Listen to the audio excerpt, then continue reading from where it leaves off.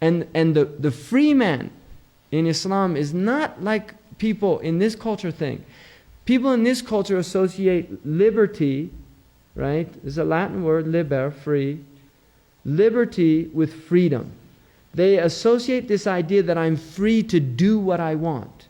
Now the problem with that argument is that if the person is doing what their nafs wants, they're not free.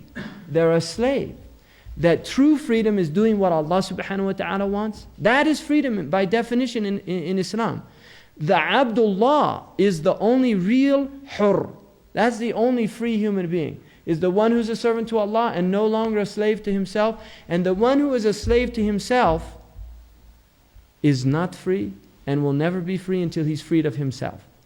And this is why in the Arabic language, the word for freed slave is also the word for master, mawla.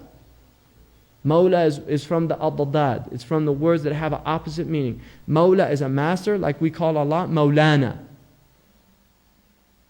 Mawla is master, and mawla is freed slave. So the freed slave is the one who is a master of himself. That is the freed slave. And the one who is a slave to himself is a slave and has no freedom.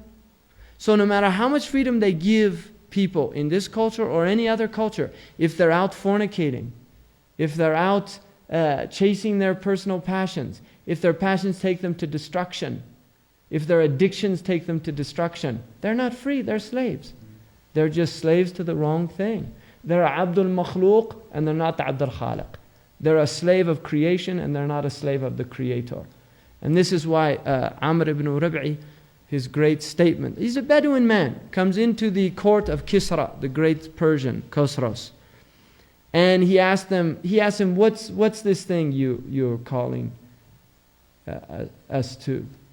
And he said, we are calling you to becoming those who worship the Creator of things and not those who are slaves of created things. We are coming to free you from the slavery of things to the slavery of the Creator of things. And that's real freedom.